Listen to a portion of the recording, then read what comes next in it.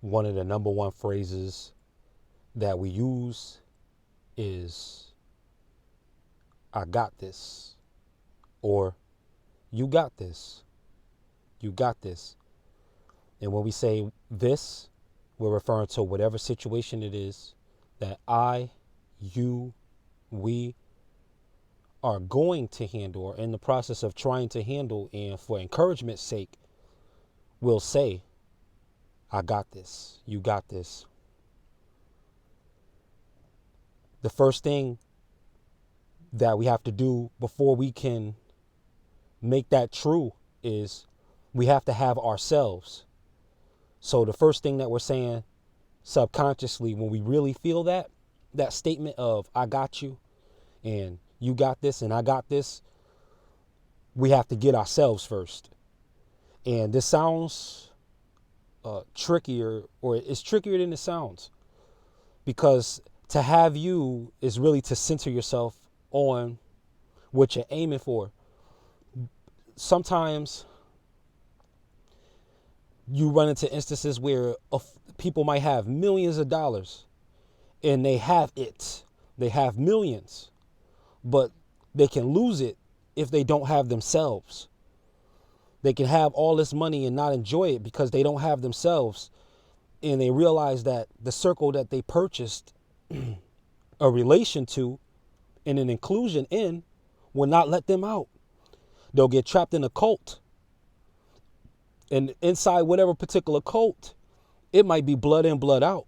And they might be stuck because when they went into it, they never had themselves. What they may have had was desperation. What they may have had was anxiety. What they may have had was pressure. But they didn't have themselves. At some point in our lives, we all lose ourselves when we think we got ourselves because we're trying to get it. And in our quest to get it, we neglect us. You want to bring you to every situation.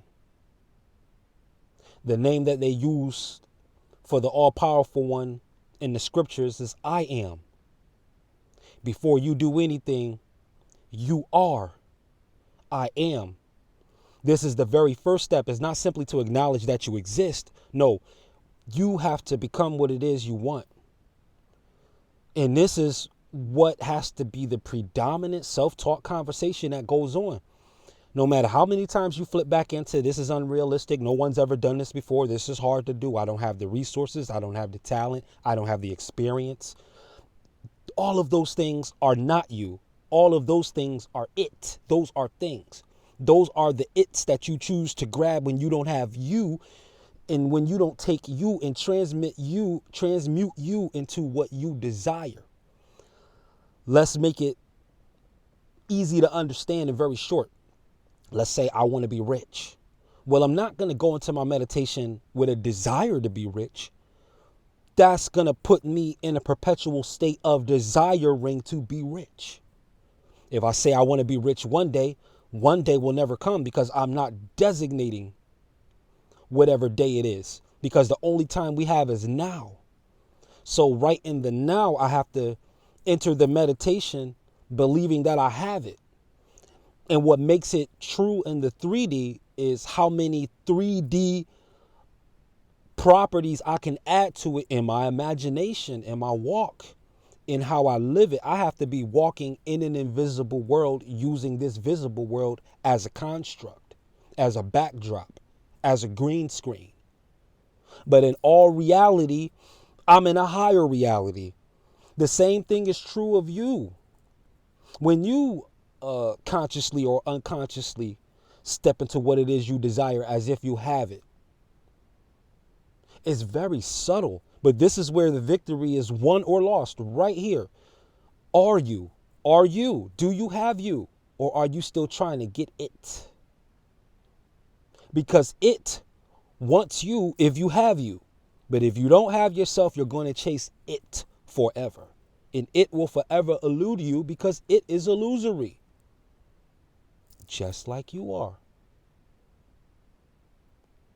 Seeing that as an illusion, that means You can craft, sculpt, paint, draw, reproduce any image that you desire on the inside, and it will reflect on the outside because you have you, and you take you and you transmute you into what you desire, not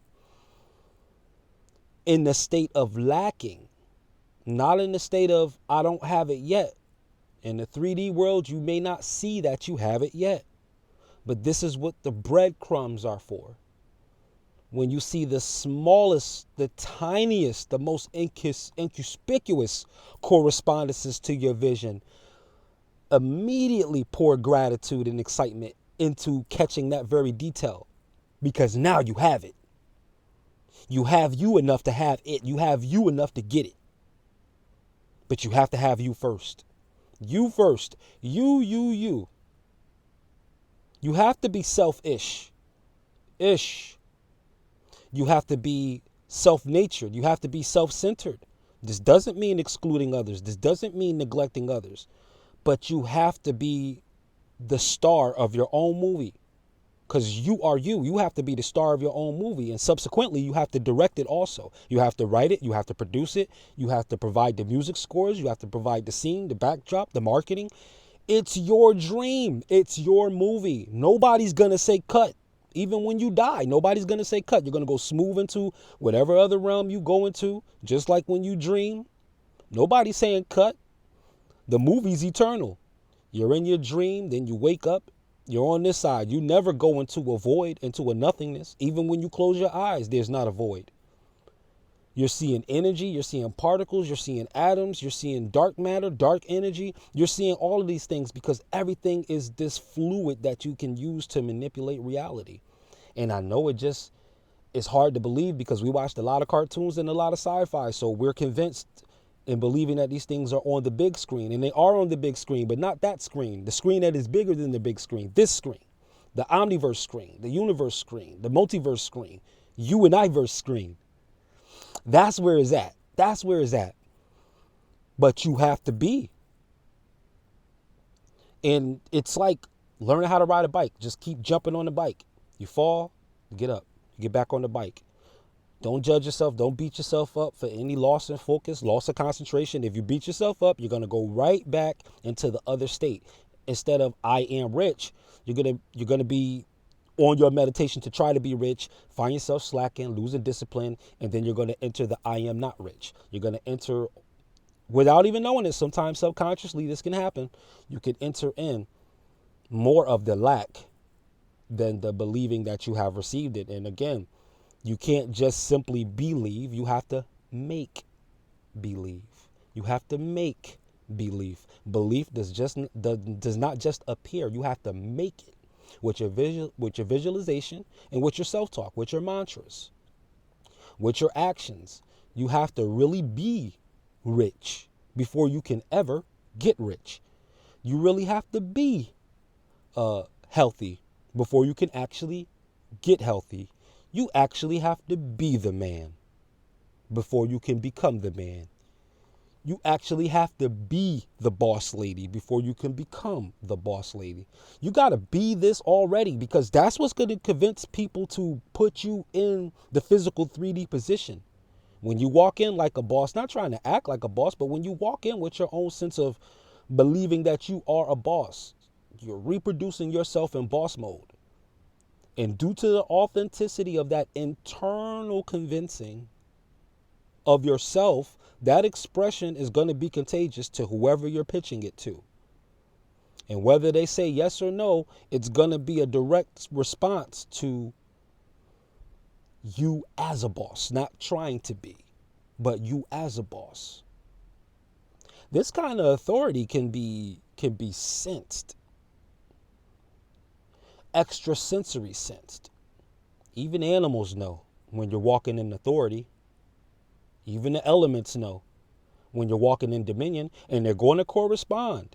And there's going to be a correlation to you and your environment, to you and the stars, to you and the wind, to you and the weather, to you and the animals, to you and the people in the circles and the spheres of influence. Because not only are you a light to shine and show the way and reveal the way, not only are you the light to be a lamp unto your feet, but you're also a magnet to attract the things that are afar off. It's a magnet. And in between you and the thing that you're magnetizing, you have to draw the charge. And that's where your spirit and your imagination, all that invisible ethereal energy that comes from your third eye, comes from your heart, that's where that's going to push out into. That is the invisible electricity, the electromagnetism between you and the metal that you wish to attract. You and the metal, the metal, the medal too. Without either one of those, you will meddle, meddle, in some business that you are not. This is what happens when you start validating and becoming slaves to monarch programming, MK Ultra. If you do not redefine the correspondences and synchronicities that are happening in your life, you will be a slave to someone else's program, the quote unquote Nephilim, the quote unquote archons, the quote unquote reptilians, all of that kind of stuff. Whether you believe in it or not, just know that there is a possibility that something or someone higher than you is prescribing a reality to you that does not have your best interest included in it. So, with all of the evidence that you take into your environment, it is your job, it is your I am that you have to be, and that you have to decide to choose to base your reality upon. This is not only the war of information, but the war on information is secretly hiding the war on intuition. Are you intuition, or are you still trying to pay tuition? Are you intuition? Are you intuitive? Or are you still filling out FAFSAs for entrance and acceptance into your very own soul? You see? It's just that simple. So what am I saying that you have to pay? You have to pay attention. You got a lot of people that pay thousands and they blow it all because they didn't pay attention. They paid thousands of dollars, but they never paid attention. They paid millions of dollars, but they never paid attention. They paid for all of these women, but they never paid attention, so they still alone. They paid for all of these men, but they never paid attention, so they still alone and miserable. You have to pay attention. Attention needs to be paid first. Not Caesar, not the bill collectors, because if you're not paying attention, you won't have anything to give the bill collectors. You got to pay attention. Attention has to be paid first. Attention is the first person with her hands out, his hands out, its hands out. It's called attention. And you ever notice how people who are thirsty for attention is so extra and so over the top and so unnecessary? Because their account is so far in the negative spiritually that it's not funny. It's not funny. Their debit card is ripped up, not charge card. Their debit card is cut up. That's how spiritually fraudulent, and that's how spiritually bankrupt one can become if they don't pay attention. You say, well, I am paying attention. I see what's going on the news. Well, that's good. Continue to pay attention, but understand that you have to provide higher insights to what you're seeing in this 3D world, or the news will just be the news. You have to uncover deeper meanings behind it, just in case the news is false, just in case something happens where they call out CNN for having a green screen, just in case something happens that invalidates everything that you've been trained to believe. What have you redefined things as for yourself? Because that cannot be changed, regardless of the information. This is the power of the parable. The fact that the story doesn't have to be true. In order for me to glean power out of it, it doesn't have to be true. I just have to be true, just like you have to be true. So stay true. Peace.